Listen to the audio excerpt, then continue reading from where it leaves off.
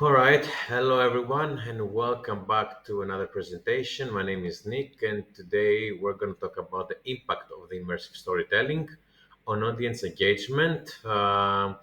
So, this is a small presentation about the storytelling, the differences, and everything we need to know about normal storytelling and immersive storytelling. So, let's start.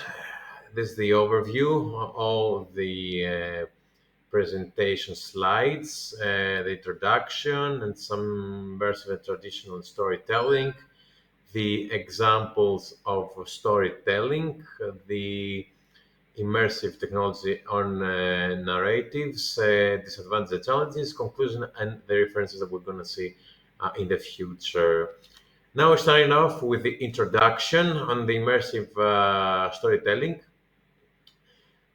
It's an introduction about what we can see on immersive storytellings, which starts from you can transport the character. What I mean there is that you can go to different places using this type of technology. You can create different types of emotions in case of talking about emotions like happiness, sadness, whatever this type of technology and application needs. You can create different types of emotional stuff.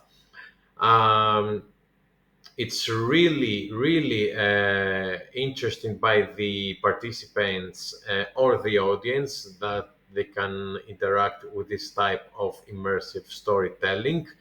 It helps really much to engage with this type of tool and technology. And the most important thing is this type of immersive storytelling can make the participants or the audience active to this type of technology. It can help them interact with it and make them feel more active using this type of storytelling tool. So let's go to the immersive and traditional storytelling. We have differences between the immersive and the traditional storytelling. So I missed an type of immersive right there. So I'm going to add it in the future. So the differences. In immersive, we're using lots of types of technology like virtual reality, augmented reality, mixed reality, or even 360 videos, which they can be used on some type of games, educational games that we talked before, like virtual reality. I showed you before the project that we created about the advanced virtual school. It's a fun way to educate people, but this is another chapter. Now we're talking about the differences between the immersive and the traditional storytelling. So, in the immersive part, you're talking about technological way of storytelling, like you interact technological. The storyteller actually interacts with you using technology, and the traditional way is the IRL, the in real life storytelling, the storyteller that tells you stuff eye to eye with contact and without using any type of technology, which is the classic way. No one's like it that way. It's getting boring. That's why we're using most of it in immersive nowadays because it's easier, it's more fun using the technology this way. And we have the contribution of this technology. What we can do with all this. With a virtual reality, we can create, as I said before, an iconic world which you can interact, like you can do different stuff. You can interact with it. You can like educate yourself. You can do whatever you want through this world, like creating a game, an educational game, or a storytelling game, which you can have some options to select. As usual, as the AR, the augmented reality, you can improve. the reality in front of you. It's really easier and most fun to do this way. Um, MR, the mixed reality, you can mix the above as on top. And with a 360, you can create this type of videos or other stuff. You can uh, create a presence through roundly. You can look around and you can see lots of stuff. You can be in a room, for example, and you can turn yourself right to left to see more stuff. This is the 360. You can use 360 cameras. And this was one part of the project that I created through the virtual school, that you can go to circles to search different ways to exit the building in case of a natural disaster, which was one really nice idea for this project. Let's go next. We're going three to the examples of the story learning experiences. One example is you can touch through the storytelling experiences. You can touch stuff. You can react to anything you can see through this touching ability. As explained before, you can use the augmented reality and the virtual reality for games, like the one that I told you before about um, the advanced virtual school, or you can use it to other type of educational or non-games, like we saw on the previous presentation that we did about the IMT Spatial, that we had the chance to see lots of new projects. The other experience that you can do is you can do this again and again. Like, you can repeat the game if you loved it and if you liked it a lot. You can do this project and repeat the application again and again if you love the game. It's really fun and you want to do it again. Uh, and the fourth, it's what I explained before, in educational purposes, that you can use it for educational purposes through the immersive technology for the storytelling immersive type of education.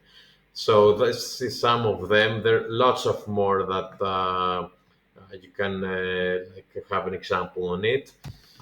And let's go to the fourth one. Before it was the third. Okay, fourth one. Uh, so immersive technology now on narratives.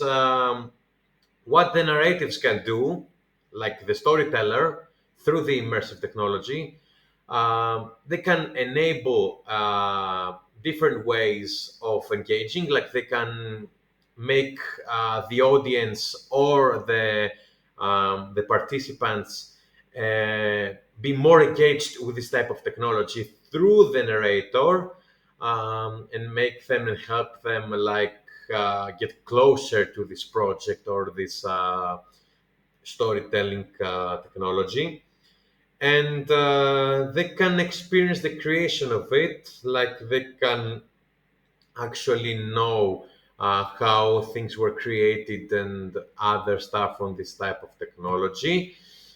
These are two ways. There are more ways though, but I need to save some time. That's why I only added two. Let's go to the disadvantages and the challenges of the immersive storytelling. So the disadvantages is that most people, like in Africa, with poor countries and other countries that do not have the money, do not have the technology to use this type of tools. It's really unfortunate for these countries to use this type of storytelling, immersive storytelling. So they have to use, unfortunately, only the traditional way to learn.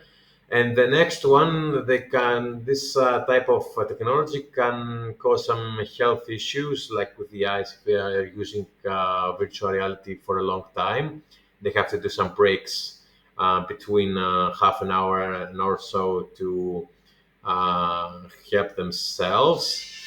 Um, so as I said before, sorry, the phone was ringing before and I had to stop. We have the challenges too. Before the not only disadvantages, but the challenge is not to get dizzy for the students, for the small students actually, because they are growing, and it's pretty easy to get dizzy through the virtual reality or any other type of mask or Oculus that can make them dizzy. It's one of the challenges they have to face and not fall down through the process. And the other challenge is not to get addicted or distracted with this type of tool and this technology, which is a huge thing. This should go to the disadvantage, though I believe that it's more of a challenge that can make students and not only students and more grown people to realize how when they have to stop and when they have to like concentrate and then not get distracted from other stuff that they're doing. So this is one of those type of challenges. That's why I put it in the challenges and not in the disadvantages. And the conclusion we have here is so with the immersive technologies, there be creating emotions and other like feelings through this technology. It's really interesting for the audience and the audience and the participants. It's really interesting for it to use. They make them active, like they're using with more enthusiasm this tool and not only using a boring type of IRL storytelling. um, the both differences from the storytelling, as we saw before, the immersive and the normal storytelling, the IRL storytelling. And as we said before, the disadvantages and the challenges that they had to face through this process, like that we saw before. This is some of the types of the conclusion that we saw from this presentation. And we're going to the references. I've used three references, not old enough so they can be more new. Some of them were old and I didn't put them in because they were too far behind. So I chose from 2019 through to 2022.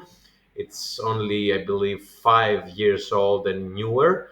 So it's better. So I've used three of them: the immersive storytelling and affective ethnography, effects of immersive storytelling on affective and associative empathy, and the power of immersive storytelling. These were the three references that I used for this presentation, and that's pretty much it. Thank you for watching. Hope you liked the presentation, and I will see you maybe in another presentation as well. As always, thank you again, and I'll see you next time. Goodbye.